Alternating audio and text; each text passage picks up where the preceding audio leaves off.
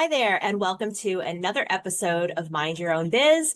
My name is Alicia Yervis, and I'm your host. Thank you so much for joining me here today. I've been thinking a lot lately about intention, right? You've heard me talk before on this podcast about how I prefer the word intention over goal. I prefer the word persistency over consistency. Um, and at the same time, I myself have struggled sometimes with just feeling like sometimes I just wing things. A lot of times I just wing things, right? We're just winging it. We're just figuring it out as we go along. And there's nothing wrong with that. But at the same time, there's also nothing wrong with giving it your best shot and trying a little strategy, trying a little intention, trying a little planning. And that's some of the stuff that we're going to be talking about with today's guest, which I'm going to get to in a minute. But one of the things I want to mention as well is when I'm talking to a new client or a new student, even a new social media follower who has a question, anything like that, I often get um, the like I ask them, well, what are some of the ways that um that you market your business currently? Like, what are some of the things that are working? And without fail, people always talk about word of mouth, right? I'm sure you've experienced word of mouth yourself. Maybe someone, is recommending you because they've worked with you or they know you on a personal level, or maybe they're a former coworker of yours. Um, Anything like that where someone can give, someone can speak to your good work, speak to your talent, and maybe that results in an inquiry or a new client or a purchase or a booking or, whatever. And in my opinion and in my experience, one of the most powerful versions of word of mouth is testimonials. So getting online reviews or testimonials from past clients or past colleagues, folks who know you. And so if you need a little help figuring out, well, how the heck do I do that? Like, or maybe you have some testimonials or some online reviews and you haven't done anything with them. I want to tell you, I have a freebie. It's called Star Power. It's my guide to leveraging online reviews. Because according to Forbes, 90% of consumers read online reviews before visiting a business or, reaching out to a business. And 84% of consumers trust reviews as much as a personal recommendation. So I want to make sure you get this freebie. It's a quick read. It gives you a bunch of tips. So head to aliciayervis.com/star power and get that guide and start understanding how you can utilize customer testimonials and online reviews to work on word of mouth for your business. It's done wonders for me. You could look up my Google reviews well, obviously on Google, and you could check out my website for some testimonials, my LinkedIn page. But it really is helpful because it's always going to be more powerful what someone else says about your business rather than what just you say about your business. Of course, I want you to talk about your business. Like, that's your job. But if you can get someone else saying stuff about you too, it's very, very powerful. So we're going to talk about some word of mouth stuff later today. We're going to talk about my guest has this new kind of networking group that she's working on, which is really cool. We're going to talk about that. But in the meantime, I'm going to introduce you. So I'm very excited to welcome today my friend, Nicole Taetsch. She's kind of like a human Swiss Army knife that you want in your back pocket when your business or your organization, your brain just feels tangled. We've known each other for a couple years through different career stuff, working in the same town for a time. We just kind of started to get to know each other, and now we both have our own businesses. And I was really excited to chat with her. So here's a little bit more about Nicole. Nicole Taetsch is the founder of Nicole Taetsch Consulting, which helps specialized firms scale up strategically and efficiently. Nicole has an unconventional professional background, which gives her a unique perspective. Throughout her career, Nicole's success has been rooted in her thoughtful approach to problems and her ability to clearly articulate ideas, especially complex ones. Nicole has an undergraduate degree in comparative literature and a master's in public policy, both from Rutgers University. Nicole has been employed as a researcher at Rutgers University, as well as a business development professional for an asset management firm. And she currently is the founder of Nicole Taetsch Consulting here in Red Bank, New Jersey. So I'm very excited to welcome my friend, Nicole. Hi, my friend. I'm so excited to have you on my podcast. And I'm so glad to see your face. We've known each other for a long time, and I'm really happy to chat with you today. Yeah, well, thank you so much for the opportunity to do my first podcast. As I was telling you, I'm usually behind the scenes. That's where I, do my things for my clients and anyone I work with. I'm the behind the scenes person, booking other folks on podcasts. So this is kind of fun, turning the tables on myself. Yeah. And where are you today? Where are you coming from today? Red Bank, New Jersey. Red Bank, New I've Jersey. got, this lovely parking lot behind me here, which is Riverview Medical Center. So I'm right by Riverview Medical Center on Front Street in a really great office space, I must say. Awesome. Yeah, I love Red Bank, downtown Red Bank, especially. They do this cool thing in the summer, for those of you who don't know, called Broad Walk, where they close down Broad Street and they put like all the restaurants put their tables out on the street, and there's sidewalk sales and all kinds of stuff. And it's just very like community, very like it almost is like Italy or something. Like it's really cool looking. Have you gone down there for the summer and had dinner? Yes, we do. They have kids take over Broadwalk sometimes, so we'll take the kids Oh. and they bring like a bucket of sidewalk chalk and it's a lot of Oh. fun and we love it because we love to be outside, especially as much as we can in these warmer months. Yeah, and Red Yeah. Bank's an awesome place to live. I've been involved with the town. I've lived here for we're coming up on the 10-year anniversary of owning our home here, and I've been Oh. in this area for my whole life, so I love it. Yeah. Love it. Good old Red Bank. Yeah. So I talked a little bit in your introduction here, explained some of what you do with your consulting business. But one thing I want, and we're going to talk more about that, but one thing I want to jump into right at the top is you have talked to me, we've sidebarred about you know, the importantness or the importance, wow, the importance You can of make up words, it's fine. yeah, Presidents do importantness, it all the guys. time. Oh my God. Hello. Love it. Uh, why thoughtfulness in business matters right now. Um, and I really want to get into this. Well, first I want to understand, like, what does that mean to you? Like the idea of thoughtfulness in business. Like, talk to me a little bit about that. How you see that, and what that really means before we get into some specifics.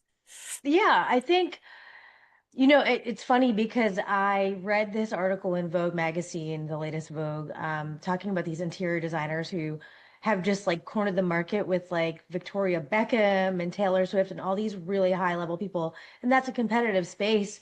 And all of the celebrities that they interviewed for this piece talked about how these women, like, they put a lot of time in the front end to get to know their clients and understand how they want to live in these amazing mansions, right? You can afford like a water slide or a water park, whatever. But at the core of it, it really struck with me because like that's what that set these women above everyone else in this space. And these two women, they didn't really come from necessarily your standard pedigree backgrounds of the design world, which is not really at all something that I spent time thinking about. But that component of the fact that their clients felt like they really took the time up front to get to know them and do their research and be thoughtful about how they design things, and they weren't just like, I'm the expert. I know what you need to be doing, and you need to do X, Y, Z. This is the style now, or whatever. And that's kind of the approach I take to things. And I think it from what I know and like talking to you, I think it's similar with you because I don't think everyone really gets that, but I think if you're going to be really good in a space of consulting, advising, helping clients in areas that they know they need help with, right? Not everyone's great at marketing. Not everyone's great at putting out content or coming up with an idea that's going to catch. Because you could be a CEO or you could be managing an investment portfolio or you could be a doctor. So like be good at being a doctor, but like where people and you and like you and I are valuable is like we actually like I'm a lifelong learner. So my first process when working with a potential client or a new project is I need to like get in the weeds and just read everything. I need to read everything, Mm-hmm. see all your materials, talk to you, sit in on meetings, and really like understand what it is you're doing. So that way I can really conceptualize what your goal is, what your value proposition is, and then help you articulate that. I've never really understood people who take approach to these things in like a very transactional type way. Um, Mm-hmm. and I also think in the era of like, everyone's talking about tech and AI and is it going to replace people? Um, I kind of feel like the internet like requires more thought than ever because it made things look so easy. Anyone can put up a TikTok, right? Anyone can Right, have a right. LinkedIn profile, anyone can have a blog or a podcast, but you as a thoughtful being have to understand people, your audience, and what's going to play. And that thought is really what's going to make people like listen and be the difference between your project and other people who are just putting stuff out just without putting any thought into it at all, if that makes any sense. Absolutely. And there's so many things that jumped out at me as you were saying that because so number one, as I'm sure you get this too, I'm bombarded all day long with cold outreach emails that, Yeah. seem like they're trying to put in some effort to customize something, Yeah. but it'll just fall completely flat. It'll be like, here I am, like I'm an agency that offers web design and brand design and marketing support and education, all these different things. And I'll get these emails that are like, have you thought about building a website for your company? Have you thought I about using know. social media? And I'm just like, dude, like you're killing I me. know. Um, and then on the flip side, there's like less than, 0.1% of those cold outreach emails that literally go the 2, 3, 4, 5 steps further that Mhm. are truly customized to me where they've taken the time to maybe look up some of my past projects or like I've gotten a couple like I in my Instagram bio one of the things that I say that I am is a nacho enthusiast and some of them Yes. mention that and they're like okay fellow nacho enthusiasts like let's get some nachos and talk about your strategy da, da, da, da. And like it catches my attention. It shows me that before they even have gotten $1 from me, they are willing to try put in Yeah. some effort to make some sort of connection. Or maybe it's like, oh, I saw you went to such and such event, or I saw you love this band, or whatever the thing is. And those stick out to me. Those don't get the instant delete. It doesn't, maybe I work with them, maybe I don't, but it's just it makes them stand out. And I also fully agree that if I don't like I don't work with people that I don't want to spend time with and be friends with. Like I want to get Yeah. to know my people. And that's everything to me. That affects the end Yep. result, it affects the project, it affects everything. And I turn people down. Like if we don't click, it's nothing personal, but we don't click. I'm not the right fit for you. Here's someone who Yeah. might be good. Like reach out to this person. And I don't mind doing that. People have done that to me too. If Yeah. someone's not a good fit for them, and that goes back to what I was talking about in the beginning of this episode is word of mouth and relationships, and we'll talk more about that later. Yeah. But I fully agree. Like taking the time to get to know the person behind the business and also the business itself is so crucial because everyone's different. Every business is different. Every business has different needs, different solutions, different things. Like it's a lot of nuance. And someone like Yes. you is excellent at identifying that nuance because you know it's not a cookie cutter situation. um Absolutely. and so how like in talking about uh thoughtful strategy, like what might that look like? What are some examples of of what that might be? Yeah. Well, actually, you hit on a conversation I have all the time right now with a lot of people, which is these cold outreach, right? I'm Mhm. sure the ones that are less thoughtful, that clearly it's just a copy paste um, from some lead generation source this company probably paid for, and they have a blanket Right. email, they blast out everyone on a list, right? Without any research. Um, like you're getting no traction with an approach like that in today's world. Everyone's busy. Everyone's like, you know, stuff goes into spam.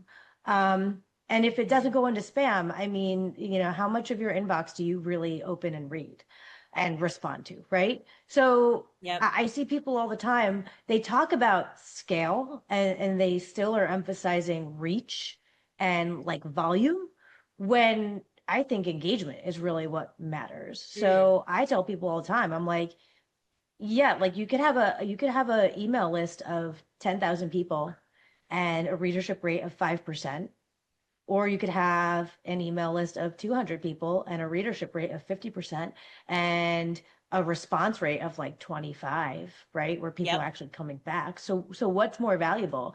And I think if you put the time in at the front end of a project to really hone in on who should be those 200 people that are going to be like your target audience, and then focus on just getting in front of them for whatever it is that you're trying to do. If you're a nonprofit, if you are any type of business that's trying to raise revenue, I mean, I think it behooves you to really be targeted and figure that Hmm. at the front end. And I've seen people, that want to boost Facebook posts and throw money at Facebook or throw money at YouTube. And then I say, well, okay, how are you going to measure success? How Hmm. many people are going to like watch a video on YouTube and click, donate or go to your website and buy? Like, is it hitting the right people? And a lot of the clients I deal with, right, are not selling t-shirts. I deal with investment firms or political and advocacy organizations or nonprofits. And I deal with clients that require some type of trust and thought leadership and a reputation in order to Hmm. engage people. Either they're big ticket donors or grant makers, potential partners, investors trusting them with their money, voters trying to, vote for them and get them out to the polls. So these are places where it requires thought and it requires seriously thinking about, okay, how do you achieve your goal? Who do you need to engage with your message? And where are they? How do you get to them? Um, and you can waste a lot of money in that type of a situation just doing That's true. Facebook posts or doing cold outreach or things like that. So for you, I mean, you've seen it too. I see it as well. I respond to an email where someone's looked at my LinkedIn profile and actually has thought about, okay, like she's got a website, maybe she could make it better. Or, oh, she does consulting and fractional work. I actually, help people with her background do these things. But yeah, like if you're Hmm. getting an email from someone saying, let me help you build a website, and you're like, I already have a website, then like that's just completely wasted time, money. And I'd love to see people just be a little bit more thoughtful and maybe focus less on the number of outgoing and focus really on like how are you going to get your results, and maybe pay less attention to volume and more attention to actual results, right? And where you're going to get some traction that's going to support your goals. Exactly. Like this is quality over quantity. This Absolutely. is, not getting obsessed with what, they call vanity metrics. Oh, I Yeah, have 20,000, Instagram followers. Like you said, I have 10,000 people on my email list, whatever. But it's like, okay, how many of them are reading? How many of them are engaging? How many of them are actually like giving a crap about what you're saying, what you're sharing? yeah, So, that I totally agree with that. But I also want to touch on something you said about, yeah, you know, getting in front of the right people and, trying yeah. to be intentional and strategic about doing so.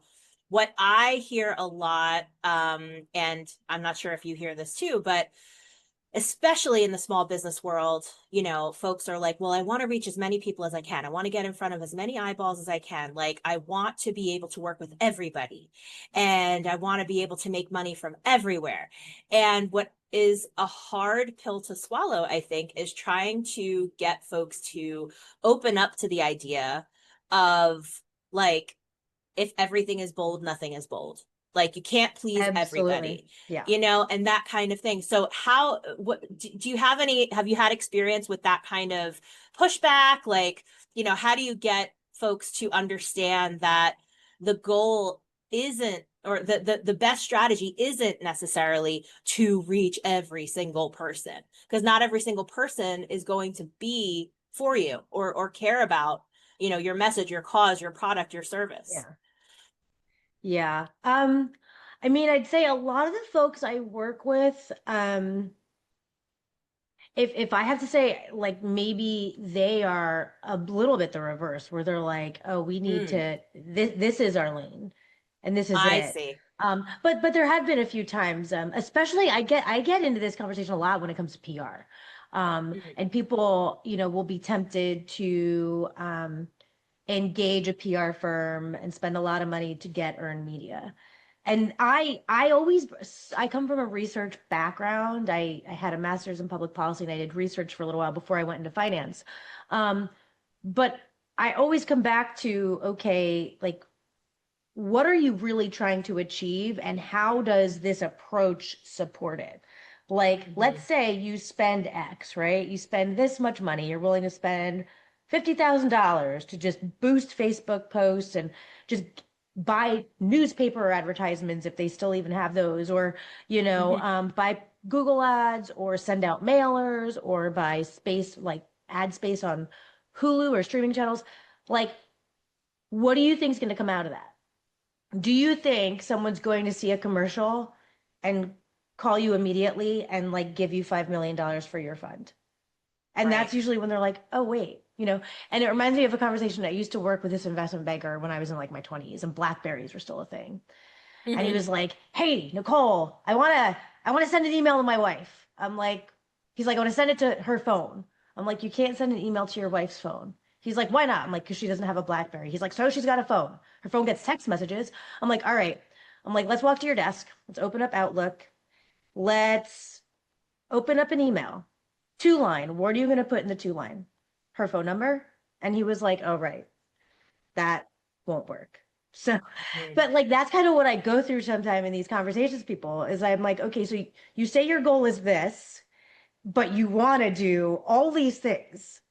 Yeah. Can you tell me how all these things are going to translate to your goal without wasting a ton of money, right? Like a ton of money at a ton of Mhm. time. And that's usually quickly like when you put things in linear like terms, that's when it all kind of falls apart and they realize, oh, actually, no, that doesn't make sense. I could just have a targeted approach, take your advice, do something that's probably going to be less time consuming, less costly, and like actually get in front of the people that I want to get in front of because not everyone is a customer. I mean, if you're Google, if you're Amazon, fine, but like Right, right. other than that, I don't know how you like make that work. And me as, someone running my own business, I don't have all the time in the world. I am very intentional from the time I wake up till the time I go to bed. Like, what do I need to be doing this second? What can wait till later?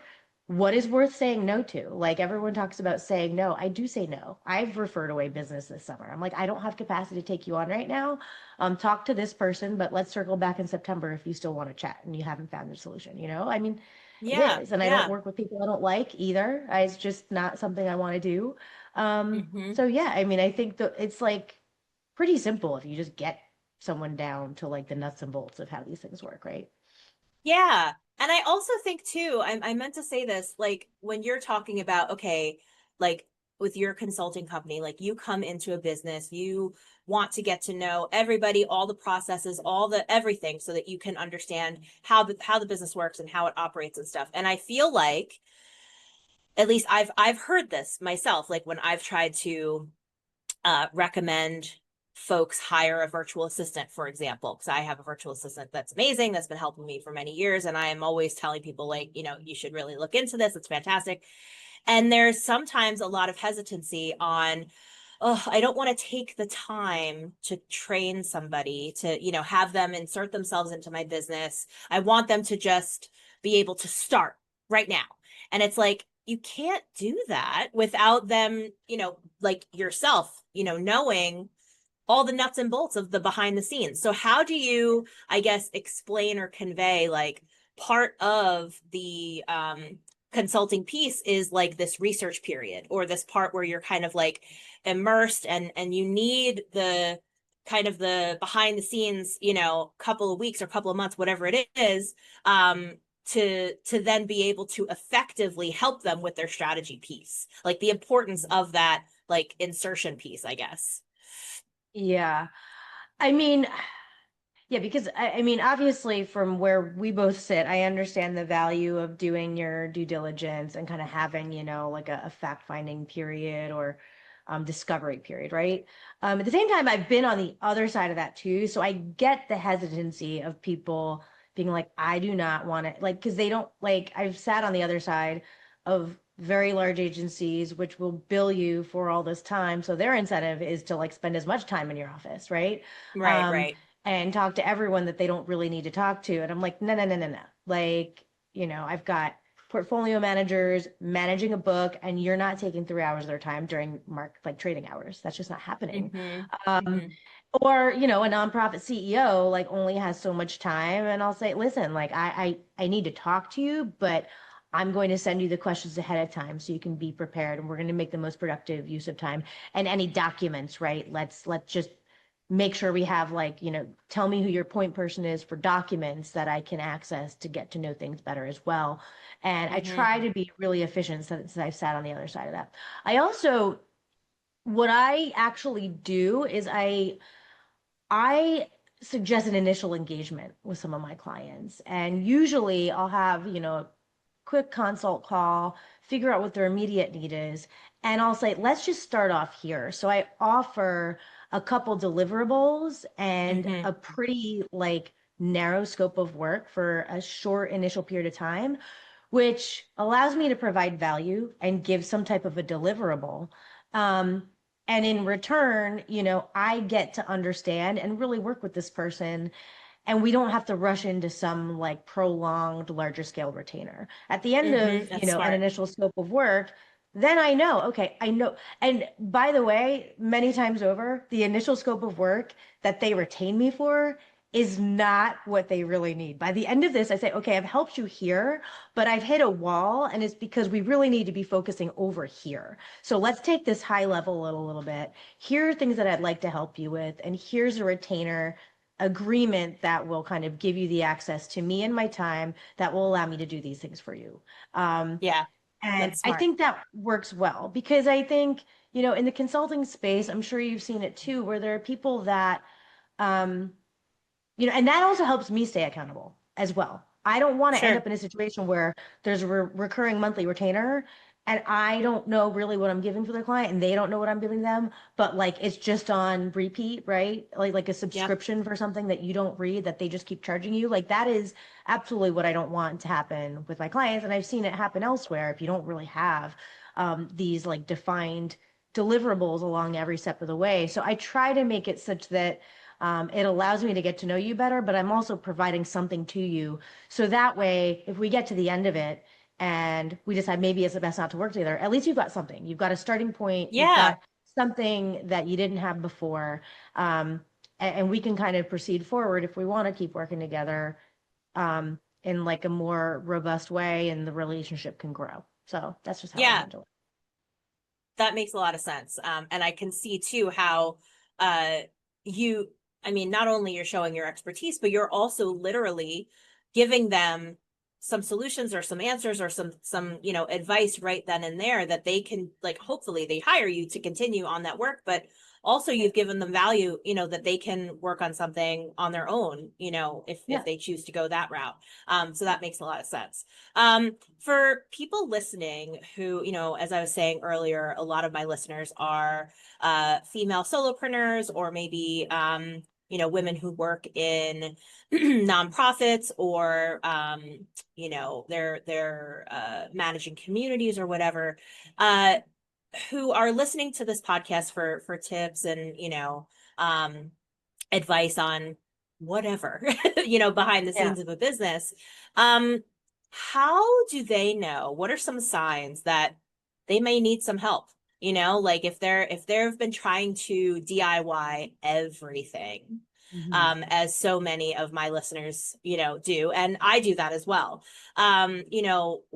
What maybe are some things that are some signs that okay, maybe I need a second set of eyes on my business, and that would be a good idea. Like what could they be asking themselves? Yeah.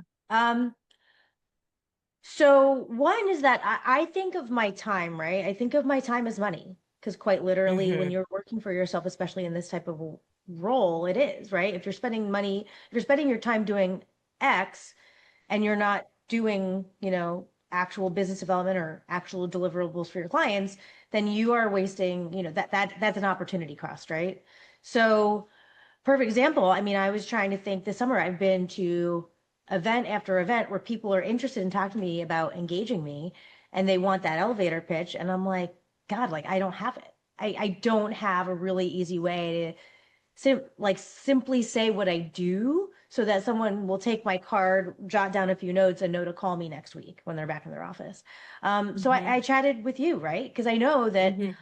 it's kind of like and my first thought was, well, I'm supposed to be in marketing and communications. I can do pitches for my clients all day. I can come up with a pitch on Right. the spot and people are wowed by it. But why can't I do it for myself? And I think about that Sopranos, like in the Sopranos, how Tony Soprano's therapist saw a therapist on her own Yes. therapist. I'm like, wow, therapists see each other. But I guess it makes sense, right? Like, at some point where you're like, this is just not my lane. This is not what I'm good at. Like you have a business. If you're a doctor, like you're really good at whatever your specialization is and you need to focus on Mhm. that, and you are not going to be a marketer. So if you need to market your practice, it makes absolutely no sense for you to learn how to you know work social media or read tutorials or anything like that. Just hire somebody because you probably are wasting so much valuable time trying to figure it out when you could very effectively, if you found the right person, right? Or if you want to get media coverage uh, in your doctor's office and you want coverage for an event you're doing or some type of partnership with a community organization, are you going to sit and look up letters to the editor or press contacts for every publication? Are you going to sit there and spend the time to come up with the publications you should be pitching? Or are you going to find a PR person that actually you could spend a half hour with, or maybe even just send them an email about what you're doing? You'd love to engage them. They send you a bill, and then that's it. Let them go do their thing. That's the thing is you have to really understand what you're good at and where your time is best used. And then figure out, okay, if I want to hire someone, what is my budget? What can I realistically spend? And who's likely to be available to me at the price I can pay? Mhm. And maybe you can't pay a ton, but maybe strategically find folks that can partner with you that, as your business grows, maybe you can grow your engagement with them and they're willing to work with you along the way. Um, but that's kind of how I think about it. And that's really kind of what I propose to my clients too, is that, you know, um, you're in your business and you're in your space for a reason, and you need to continue to be the best at what you do. Um, Mhm. and even I struggle. I wear many hats and I do a lot of things in my professional life, and in my day-to-day life. But it's really important to just know what is the best use of your time. And if you don't know that, you really need to spend some time and figure out how where are you spending most of your time and what are your biggest pain points, and what time is worth spending on those pain points, and what makes more sense to outsource. If you need to spend time Googling and using AI and reading things to try and set up accounts or figure out this, that, I mean, you could probably do it, right? I'm smart. I can figure out a number of things, but is it really worth my time to learn X, Y, Mhm. and Z when I could just hire someone for a reasonable fee to do it for me? Yeah. And I think like so many folks are sometimes you're just too close to your own business to see like the big picture. Yes, 100%. And there's also that saying of like working on your business versus working in your business. That's actually what led me to hire my virtual assistant, 5 something years ago. But yeah, in the beginning, I was nervous about like, what can I afford? I can't afford to hire somebody. Like, what are you talking about? But what I ended up doing, and it's different, you know, finding a virtual assistant versus hiring a consultant versus, whatever the different things are. But I feel like you don't get what you don't ask for.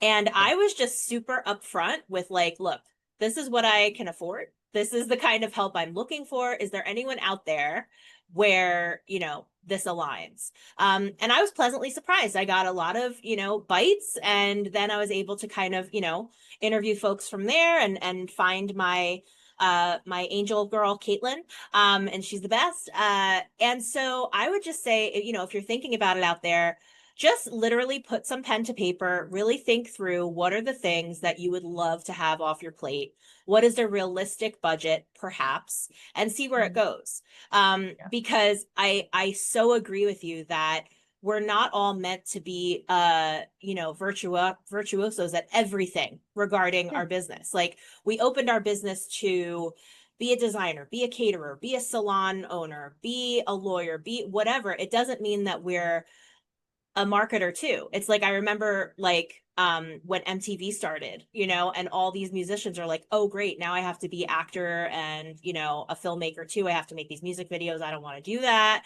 Like, you know, I'm just here for the Yeah. music." So, you know, I think there are some ways to really think about what it would look or like even think about your future. What would it look like if I didn't have to do XYZ anymore? Like if Yeah. I could just eliminate those things. So I love you know, the suggestion of really seeing what that would how that would change your life because time is Yeah. money. Like I fully agree. Um And well, and just like on that note, like if you look at like the largest companies, right? You look at executives and successful leaders in any organization, they're great at delegating. And yeah. your business, you're still a leader in a sense. It just happens to be that you're a leader of a team of one or maybe a couple people. Um, but the most successful leaders know where to best use their time and they know how to delegate. And that's what you really need. Like, you can't do everything. And Yeah. you bring in a team, whether they work for you full time or part time or on contract basis. Part of being a successful leader is assembling the right team of people around you. Um, and I know you want to talk about networks a little bit too. That doesn't just have to be paid relationships. It could also be, you know, with your network. Mhm. And put find some people that you can like workshop ideas with or just go out with like, you know, hey, do you know XYZ? And that's how I actually do a lot of my business is through developing a network. That's really important to me in sourcing people to collaborate with on partnerships as needed or sourcing new business or referring clients out when they're looking for something that I totally don't do. So, you know, I think Yeah, people need to think of it that way too. yeah. Like I think of you and I do want to talk about the networking thing in a second. Yeah. Because it was very cool how you were explaining it to me. Yeah. But you're not only are you trying to, you know, of course, like hopefully get new clients and then, you know, refer folks out, but you're also like a matchmaker, I feel. Yeah. You know, like you need to talk to this person. This person needs to talk to this person. You know, I feel like there's some relationship building there that can happen. You did that for me. I Yeah. won't name the person, but you know, like you were like, you need to talk to this person. I really feel like this would be a good fit. And not everyone does that or takes the time to do that or even thinks to do that. And I think that goes back to the thoughtfulness we were talking about earlier. It's just like a good, um, it's like a good reflex that you have. Like it's an awesome quality. And I think that that can only help not only as you build your own business, but as your clients build their businesses. Like your ability to kind of, you know, be that liaison, I think is really, really cool. So before we talk about the networking piece, I do want to talk a bit about how you built your business. Like you're a mom, you're you know, starting this and tell us about your background, like how it came to be. You decided I'm going to open my own consultancy. Yeah, I mean, I kind of just fell into it. You know, for 10 years prior to this endeavor, I worked at an asset management firm here in New Jersey. And I had started out in finance, and then I didn't want to be in the city, so I left and I got a degree in public policy, did that for a while, realized that living in New Jersey is super expensive, so I need to make money. I went back to finance. And I was just fortunate to Yeah. find a job here in Red Bank. And I wanted to move back here anyway, so I just did it. And I was fortunate there. I always wanted to open up my own consulting practice. I've always really enjoyed kind of the hustle of having different projects and different clients. I had done it a little bit in grad school where I had like several different research fellowships and research jobs and things like that. And I really liked that. So I always Mm-hmm. knew that that's something I wanted to do. So throughout my career, I've always been intentional about developing a core skill set that I could eventually translate into a consulting practice where it wasn't really tied to any particular industry, because I think in our lifetimes we've seen boom and bust cycles in various industries. So I wanted to kind of be a versatile person and also just leverage skills I know I have.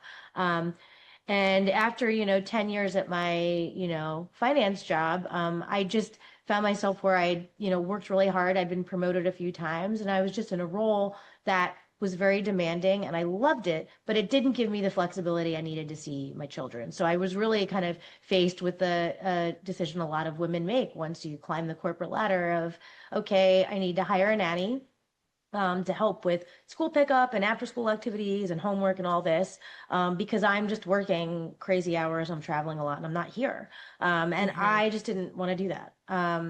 So I resigned and I was like, all right, I'm just going to figure something else out. And someone came to me almost immediately and said, hey, if you're not working there anymore, I've got a project. It's more work than I can do. And I'd love to hire you on a contract basis. You get all the flexibility you want. You get a monthly retainer, XYZ, and this is what I need you to do, and that's that. And I did that and I loved it. And then that Hmm. contract ended. And I was like, okay, well, I've opened up an LLC and now this contract's over. So now I actually have to like go source my own business. Um, and I almost gave up. Somebody had come to me about a full-time role. And I kind of put the consulting stuff on pause because I thought I had a good shot at this role. And I spent like months in the interview process. I think it was like 4 months or so that I was like interviewing. And I got to the final round. I did a presentation. I went to on site. And this was in like January, earlier this year, January, February. Um, and at the same time, if you're a parent, you have kids that have to go to summer camp. This is when like all the camps fill up. So by the time I got to the final round interview, I was really sweating out. I'm like, if I don't get this job, if I get this job, like I need to find a camp spot tomorrow because it's going to be in person and it's going to be on site and I'm going to like, so I'm like watching these camp sign up dates approach and the job is like hanging in the Sold out, balance. sold out, sold out. And I was like, oh my God, like this is the worst possible situation right now. Like if I get this job, I don't know what I'm going to do with my kids this summer. I ended up not getting the job. And I was really happy because the entire time I'm like, I spent the last year thinking of how happy I was with the flexibility and doing these different projects and like putting my consulting business out there, having my little marketing budget and sponsoring things. And then I was like, you know what? Like, I didn't get the job, and it turned out to be a great thing. Within, Hmm. the next 48 hours, I brushed myself off. I put together a little pitch deck. I sent it to some contacts. And by the end of that week, I had landed a client. And I was like, all Hmm. right, I could do this. I think it's just so hard, especially for people who've been in the professional world. You're just used to the 9 to 5 and some sense of stability, even though I don't think a lot of us really have that all the time. And it can be scary to say, okay, like I'm gonna have to pay for my own health insurance and I'm gonna have to really hustle to make sure I consistently develop this business pipeline. But for me, like I knew what I needed to make, right? Knew the type Yeah. of revenue I needed to bring in. Um, my husband was very supportive, which helps. I have, grandparents for my kids that help watch them so I can do things like this. So there's a lot that goes into it, but I mean, it was all just to kind of say if I had always thought about it, the stars aligned, someone gave me a contract, I set up an LLC, and when I almost gave up, the universe kind of forced me to really give it a go, and I'm glad that that happened. So here I am. I love that. And that's what I was going to say at the end if you hadn't said it, is like, you had this moment of like, okay, maybe I'll go back to what I was doing. Like, maybe I don't want to do this, let me go through this process, let me try to interview, whatever. And then it didn't work out. And it actually was like the further enforcement or further reinforcement of like, nope, I'm on the right track. Like I want to keep doing my thing. And so I love, I mean, it sucks to lose an opportunity, but at the same time, it was a blessing in disguise, I feel. Yeah. And, it gave you that oomph to then be like, nope, I know my shit. And here I'm gonna get a client this week. And you did. Yeah. So I love that.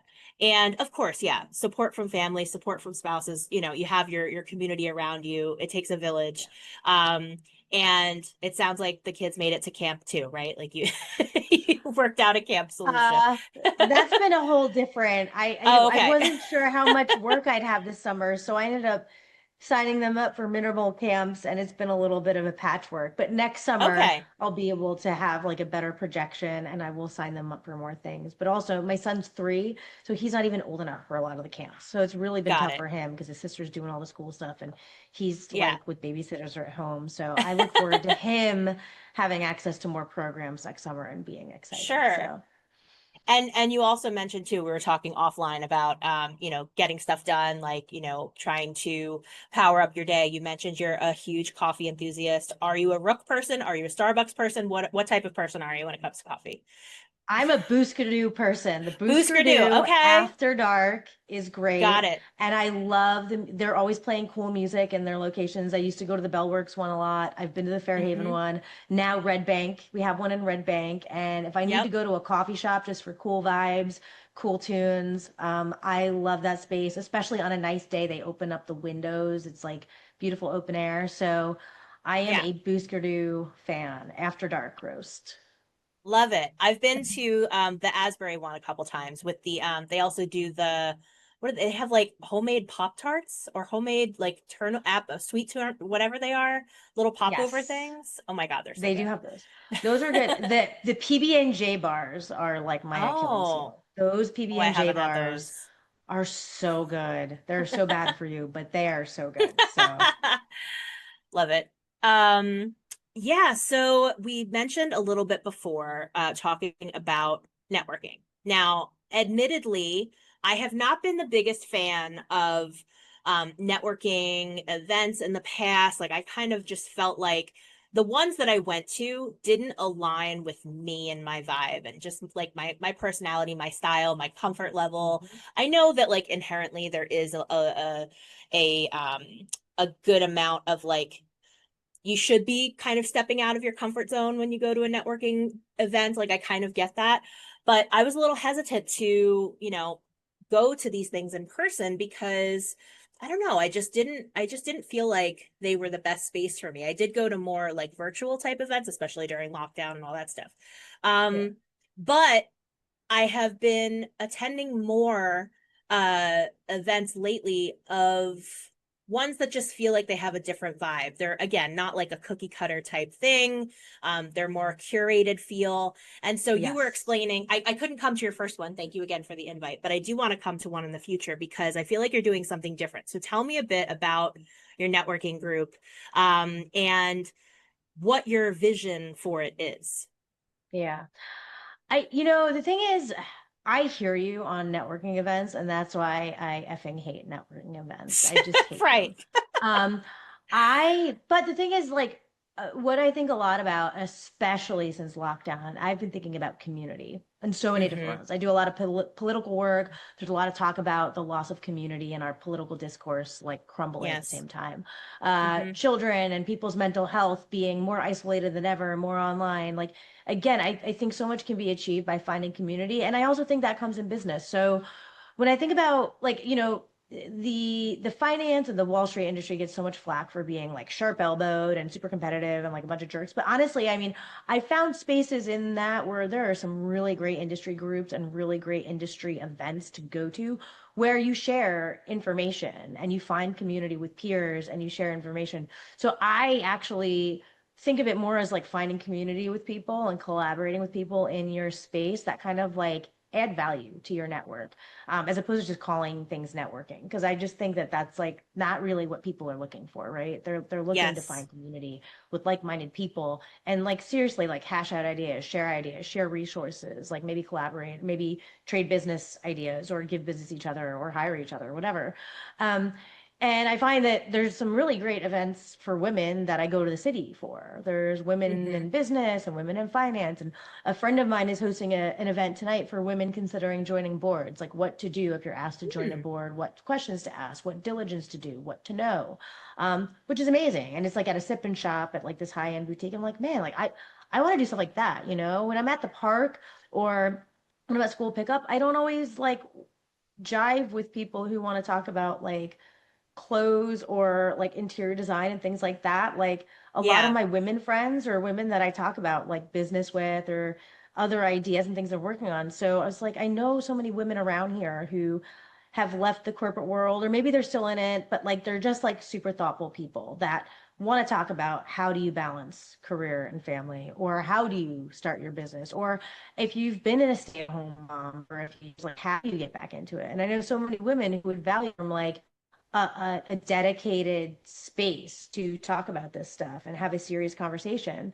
And when I moved into my office space here, it's too big for just me, and it's a beautiful space. I'm like, I want to do something with it. And I had had an idea for years to do like a lunch group in Red Mm. Bank where it was like, oh, let's meet for lunch once a month. Because I know women like you that I want to introduce to all these other people, but like it's always been tough to find a space. And if I do a lunch, do we have to guarantee a minimum? And then what do I charge people? And who wants to go where? And what's a good time? And finally, I was like, well, now I have a space. I can just invite everyone here, and I could try and get someone to sponsor some of the costs. Fourchette gave us a great little charcuterie board. Um, I got some chair rentals from the party corner. There's a boutique downstairs, Robertella, started by, a woman who was a stay-at-home mom launching her first business. So I invited her up to have like a sip and shop, have some fun. And it was wonderful. We call it potent, and because we want to remind women that they're powerful, but they also have so much potential. So you can play on the word a little Mm. bit. I found a partner, which was key to making it all happen. There's a woman named Lais who recently moved to the area. We were introduced by someone we each worked virtually who's based in Oakland, California.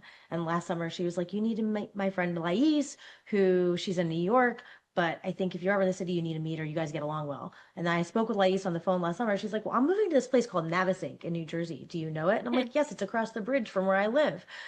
So once she got settled, we had coffee. And it turns out that she has spent a lot of time in the tech world building communities. And actually, she's a community builder by trade, which I couldn't believe was a thing.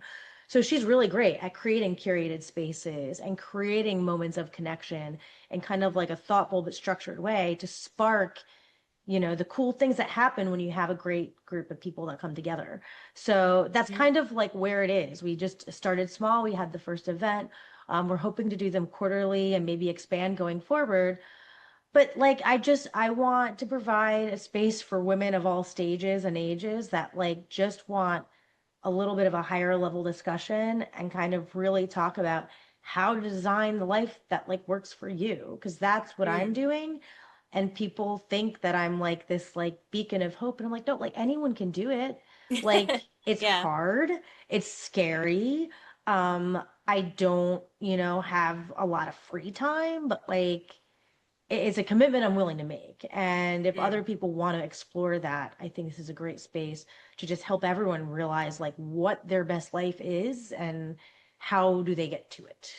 Yeah. So, I love what you said, stages and ages. That's a yeah, nice way to put it. And also, like, I think what's cool about this idea is kind of you're creating this space, or you're curating this space to foster like genuine connection instead of just like performative networking, like where you're 100%. just like, Absolutely. okay, now we have to do this part. Now, give out your business cards and mix and mingle with Yeah. everybody. And I love the idea of community instead of networking. You're 100% right. That little language tweak does wonders for my brain because I'm just like, Yeah. ugh, networking. Bleh. But the idea of community, absolutely. Like-minded, potential relationships, like sharing ideas, giving each other quick wins, or maybe we do a larger partnership together. Maybe we do hire each other or Yeah. connect, somebody with something else. But that little language flip is excellent. So and I love the name too. Potent is great. That's very smart. So yes, I'm looking forward to coming to one of those in the future. Keep me posted on those, and good on you for Absolutely. launching this and starting this. I definitely think it's needed. And I love the idea of it just being a group of, true like girls. You know what I mean? Like people who build each other up and cheer each other on and Absolutely. um, just empower each other. So I love that. So as we're heading towards the end here, I would love to hear, a lot of my listeners, they're on a budget. right? And they're, like I said, a lot of them are DIYing a lot of things. They're thinking maybe, I know I need help. I'm not sure where to start here. What are maybe like 2 or 3 ways that a solopreneur can start being more uh strategic, I guess, in their approach to their business? Maybe some small little tweaks or changes they can make in their just like daily routine if behind the scenes of Yeah. running a business. How do they prioritize when they don't have a team or when they don't have time? Yeah. This is something I'm going to be spending some time on when my kids are back in school in September and I have more focused Mm-hmm. time. Um, I think, because I'm kind of like in it now. Number Yeah. one, is leveraging AI as much as possible, right? Mm-hmm. Like, and figuring out how that can simplify your life. So for me, I spend a lot of time kind of like coming up with content, and I find the Claude, like AI's and Anthropic's AI, Claude, I find that really great with writing. Whether I'm coming up with like just like a name for an event or workshopping, my own tagline, I can give it like my whole like mess of like brain activity, and like Yeah. they'll Brain it'll dump. spit something back, right? And Mm-hmm. you have to tweak it. It's not going to totally do everything for you, but I think for in terms of writing, like if I find like, okay, I've got this idea for a blog post that talks, I'm just gonna spit my ideas in there and it will structure it. And then like the fine tuning and stuff is where I really like to be anyway. So like I think finding ways to use AI and like Chat GPT, I think that's what I've replaced Google with in many instances. If I'm just looking for like Me too. a website or a phone number or whatever, Google, fine, whatever. But I run a Girl Scout troop and I can go to Chat GPT and it saves me so much time because I say, my Girl Scouts are these ages, we're working on this badge, what can we do at our next meeting? And boom, within minutes, I have an agenda for my next meeting and it's just so simple. So I think really be intentional and find ways where like find points in your day that are a time suck that AI can alleviate. And Alicia, I know you do a lot on this as well. So I Yeah. am planning to kind of sit in on some of your sessions and see what you have to say. I also think something that saves me a ton of time is Calendly. For Mm. calendaring, I paid for a subscription so I could have a few different offerings on Calendly. That's been a wonder. There are times where I'm like, okay, like, is it client friendly just to say, here's a link? So there are times where I just, tell people if I know they're in the Microsoft network, if they work at a bank or something, I'll be like, okay, here are days.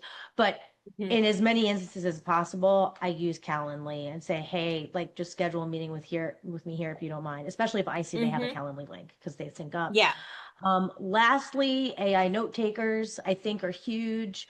I serve on a board. I'm the secretary. I totally spaced on taking minutes one time, and I'm like, I need an AI note taker so this never happens again. Let's have the minutes. Mm-hmm. Fathom is the one I use. I like Fathom. I also recently paid for that subscription. Also, like, try everything out on a free basis, and then when you hit that roadblock, like, I didn't pay for Claude until I found myself routinely getting cut off, right? And my work was getting disrupted because I needed to pay for it. So try the free version as much as you can. And once you hit that point where you're like, okay, I'm really using this, it's X amount, my revenue more than covers it, then maybe go ahead and do it because it's going to make your life easier.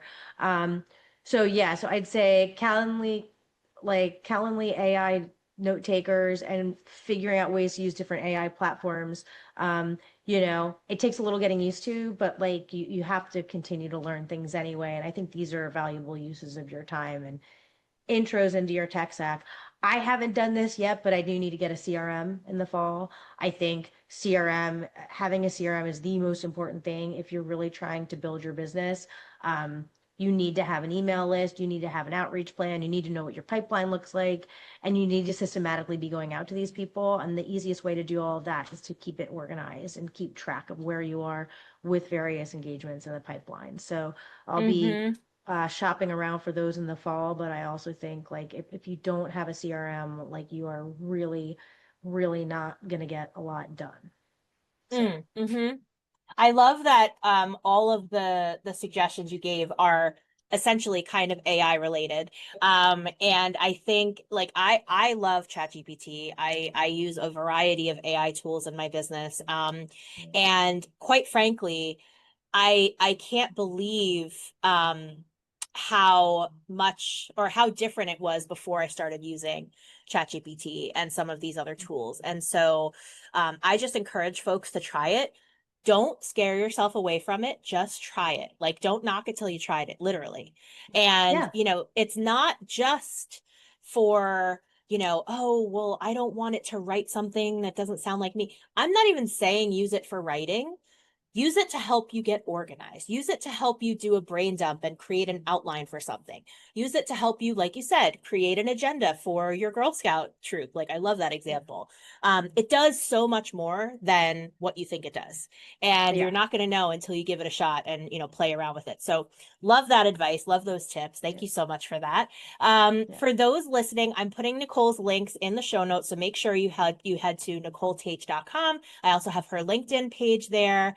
And I think that those listening, maybe there's a feeling of, oh, I'm too overwhelmed to be strategic. And, I get you. I know we're all overwhelmed. There's so much flying at us every day.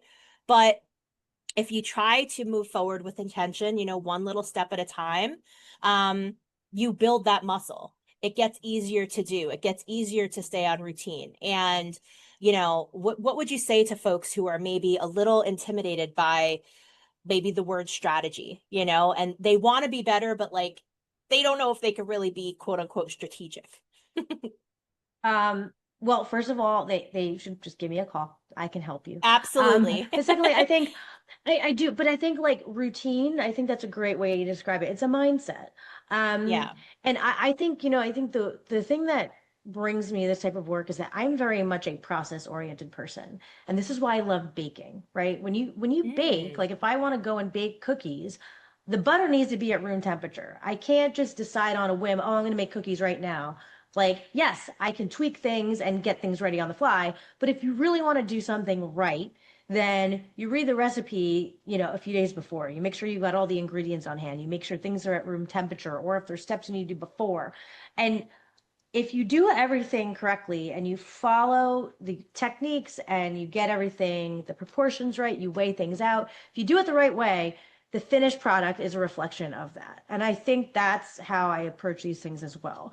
You don't always have the luxury of time. And that's why I say, okay, I can come in and triage and say, okay, right now what you need is sales support. So I can do sales support for you. I can help you find targets, call on people, and just get revenue in the door today. But at the end of stage one, we need to then talk about XYZ, right? We need to talk Mhm. about, okay.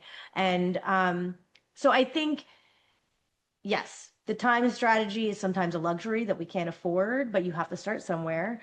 And I do Mm. think if you take the time to do things and set it all up the right way, in the long term, you will see a reflection of that in your results. And it will get so much easier on the day to day if you're organized from day one, if your data is organized, if you've got a CRM, if you take the time to put that all in place, then keeping with your routine going forward is easy. And it's also important part of the strategy process is to figure out what's feasible for you, right? I'm not going to tell someone who's a busy like solopreneur to be posting fresh content on LinkedIn every day. That makes no sense and you don't have Mhm. time for that.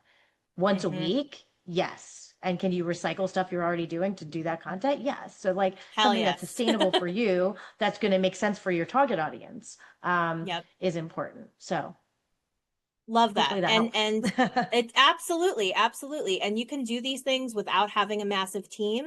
And Yep. I think one of the most important things that I'm taking from this conversation is your future self will thank you for Yes.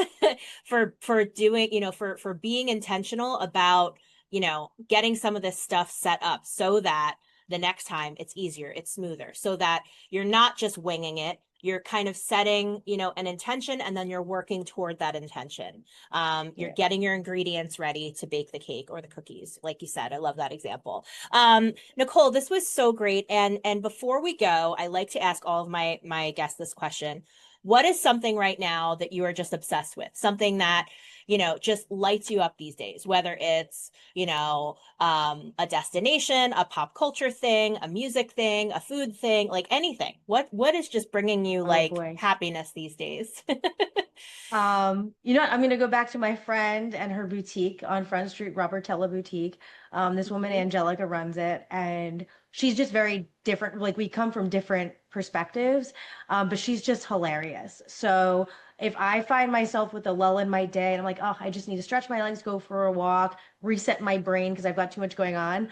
Sometimes I wander down to her boutique. She's got really fun clothes, which are things I don't normally wear because I feel like I'm like boring, but she's like, you would look great in this. And there's like loud music happening, and it's just like a little Mm, party in there all the time.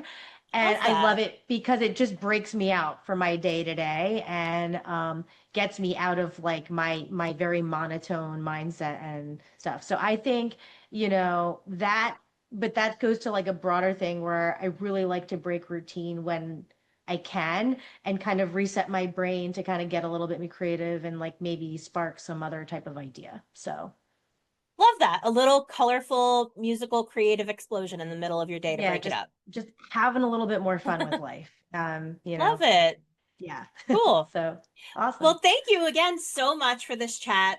This was really, really helpful. I know that my listeners are going to be taking these tips and thinking through, what they can apply to their own business or their organization if they work at an organization or a nonprofit. So again, check out the show notes for Nicole's links. Get in touch with her. She is a human Swiss Army knife who can help you with your shit. So Yeah, thank you thank so you. much. Thanks so much for chatting. And Yeah, I it's will been talk great. with you soon. Have an awesome rest of your summer. You too. Stay cool. It's pretty gross out there today. So, It's disgusting. Yeah. Okay. Bye, Nicole. bye.